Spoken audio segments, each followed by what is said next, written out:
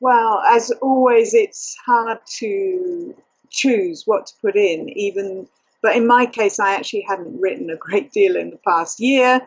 On my own blog in particular, I hadn't written much, but I've been writing for Wine Searcher because the previous year I'd been their editor. So I did have a little clue as to what might be needed. So one of the pieces that I'm very happy to have in the shortlist under the editorial category is what's the big deal about rare grapes? And that the reason I'm pleased to have it in the shortlist is that what's the big deal was a sort of format I came up with when I was at Wine Searcher. And I think that if you can come up with a format that can be used over and over again, it's very, very useful, especially for online writing. And in the case of Wine Searcher, they're actually using lots of different contributors to write the What's the Big Deal series. But now and again, I pitch them an idea, and what's the big deal about rare grapes was something that I really had a bee in my bonnet about. Rare grapes fit in quite nicely with my specialities of Savoie and Jura, and I happen to really love them anyway. So that worked well, and it was a format that you have to keep tight. You have to keep well under the Born Digital limit of 1,500 words, and so on. And so I think that's partly maybe why it's been shortlisted by the judges. I'm really very happy about that. Quite different is another piece that I did on my specialist subjects, Jura and Savoie, which I did on one of my own blogs on Wine Travel Media, which has been shortlisted for the investigative category. And I've never really been an investigative writer, journalist, blogger. And the inspiration for that was that I was really annoyed. I'd actually tasted some wines from Jura and Savoie that were being promoted by the Lidl chain of cut price supermarkets. And the one from Jura, I actually had to check out who the producer was because they don't use a proper name on the label.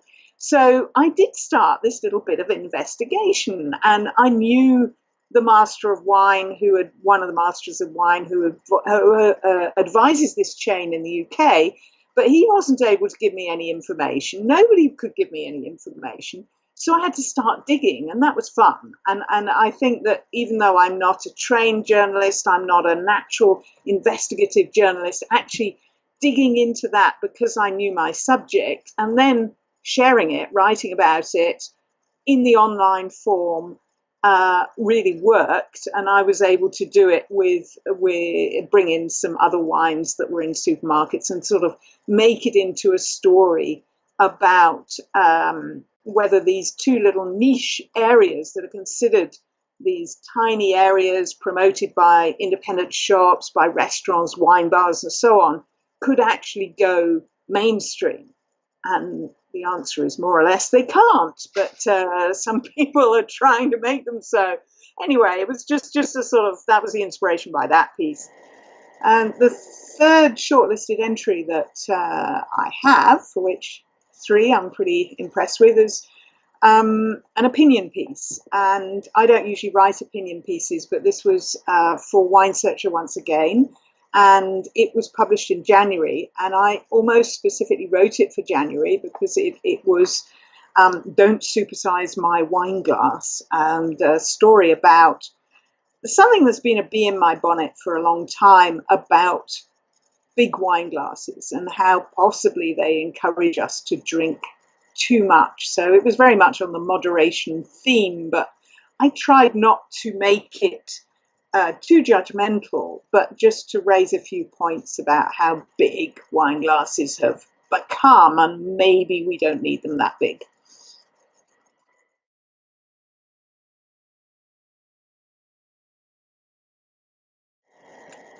I'm not really sure at the moment. I think that there is a lot of the same old in digital writing today. There's a lot more than there was. Yes, the volume's increased, but I'm not sure that the diversity has increased. And I don't know that I'm seeing anything new. Uh, Possibly I'm seeing more new in the video format, but not necessarily in the written format. That might be my fault. Maybe I am directed to online writing, as many people are, through my own social media channels, and they lead me to read the same people who I like to read, who I respect. But I don't know what is going to bring new readers about wine online to be attracted to it. I'm really not sure where we are at the moment. I'm a little ambivalent.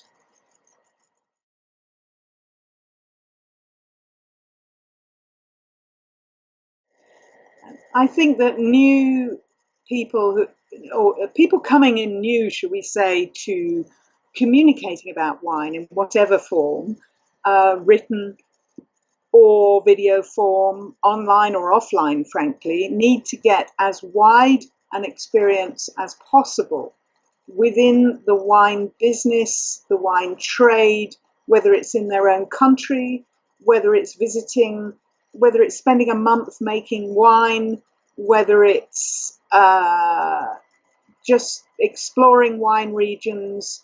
I do think that people need to have a little more experience than just drinking wine before they start publishing. And personally, I'm a big fan of wine education. That doesn't necessarily mean qualifications per se, but I do believe that people need to be educated in some way. You can self educate through books, that's fair enough, but there's nothing to replace a good and enthusiastic teacher who you can taste with, and a formal approach, if it's fun, is great. If it's not, and if it's badly delivered, then it can put somebody off and put them in the wrong direction. So I think study is hugely important, as is getting out there and getting the experience. As I say, before finding your voice, but what voice? I think the question began with whether you wanted to be, whether you suggested people were generalized or specialized. I'm all for general to begin with. I don't believe that you can be a good specialist writer or communicator about a subject as specialist as wine is unless you've had general experience first. And because things need to be in context, everything needs to be in context. And I do get frustrated when I read books. That's not online, is it? Books, specialist blog posts, or even a whole specialist blog about a particular region or country, for example, where it's fairly obvious that the communicator hasn't actually checked out the competition, should we say. And I do think that a rounded experience and education, even if it's only of a couple of years, is useful before actually putting your own voice out there into the public domain.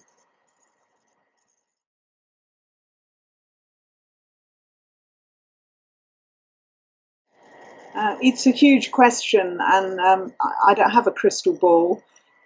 Climate change is possibly going to be a big influence, but there is also the issue of the environment generally, and that could possibly be the biggest influence because if you take places like Bordeaux, where recently the people in the town were demonstrating against pesticide use because Bordeaux has been proved to be one of the bigger users of pesticides within France, and that was all shown in a national TV program.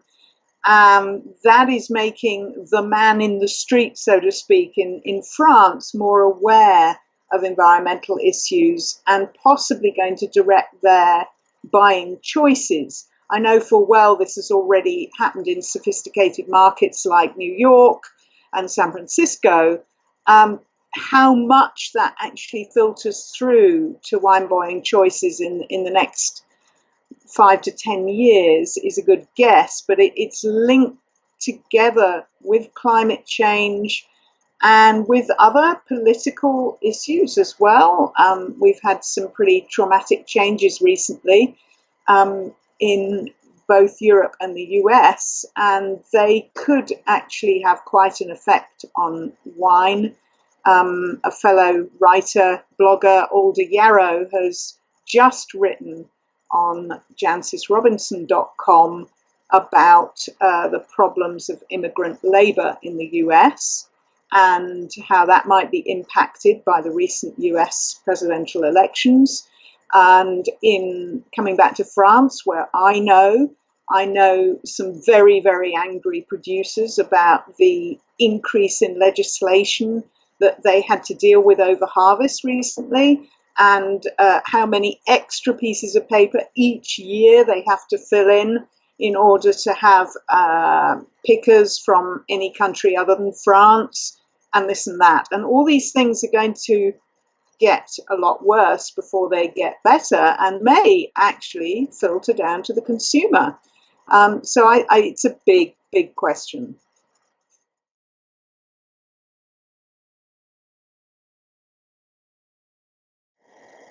Well, moderation in wine drinking specifically is often not talked about because people tend to think of wine as the nice alcohol, you know, the one that everybody drinks fairly sophisticatedly with a meal, or perhaps as an aperitif, and that the nasty alcohols that get people drunk and disorderly tend to be spirits, or occasionally huge bouts of beer drinking over sports games.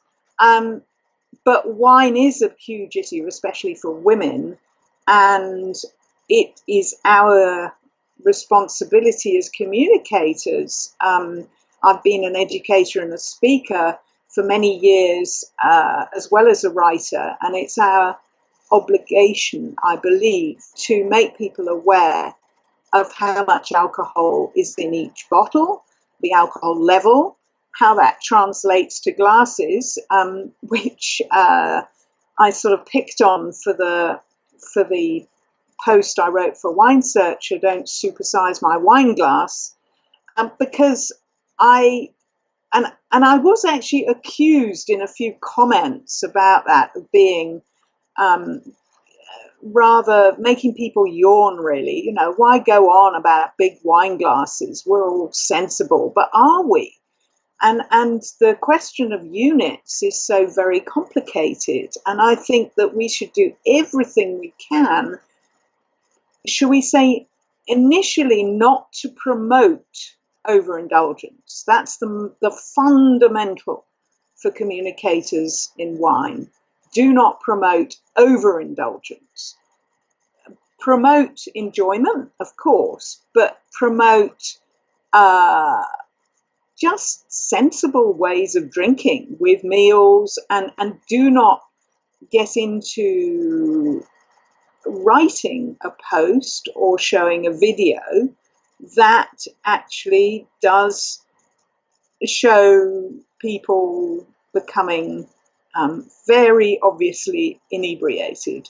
And so it's a very, very fine line. We want wine to be fun. Of course we do. How on earth can it be sold unless it's fun? Alcohol makes us merry. Alcohol gives us opinions more easily. Alcohol just helps the world go along. And we think that wine is, we who work in wine think that that is perhaps one of the easiest ways to moderate our intake is to drink wine. But we need to sort of get that over to everyone else without ramming it down their throats. So, I mean, my piece on Supersize My Wine Glass was definitely a one-off that I said earlier that I happened to write in January, the classic moderation month, if you like. But it's something I felt strongly about, that glasses had got stupid sizes, and we should militate for having slightly smaller measures.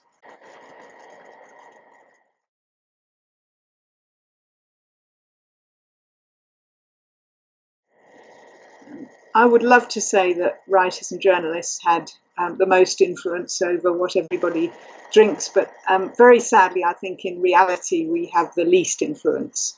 I believe that producers and brands have got growing influence, but by far the biggest influence on what everybody drinks are the retailers, because the one factor that's the biggest influence for everybody is price. And retailers set the price. Retailers also set the range. Retailers do the promotion, whether it's face to face, whether it's written, if it's online. As for governments, I don't think they influence what sort of wine people drink.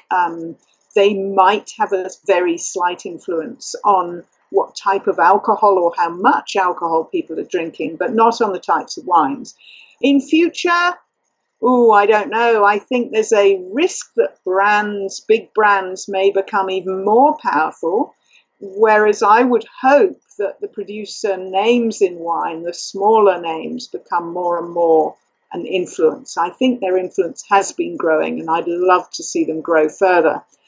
Coming back to us, the communicators, I wish that more people would read and listen and watch us. We've got to do a lot better to encourage them to do that.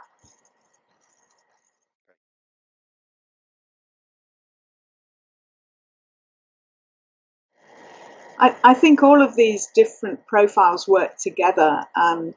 For me personally, I don't think that having the book has necessarily increased my online profile. I think it actually worked the other way round, that my online profile was reasonably strong in the lead up to publishing, self-publishing my book. And that helped actually make it happen and continues to help sell it. Now that I've got it out there and it's done well and has had good press and prizes and so on, I think it all helps as a communicator. Of course it does. It definitely helps with perhaps speaking engagements and so on. I think that communicators in wine, there is so little money to be earned out there that you have to try and have as many strings to your bow as possible in communication. And if you look at those who seem to be the most successful, you will find they are all doing many different things in communication online and offline.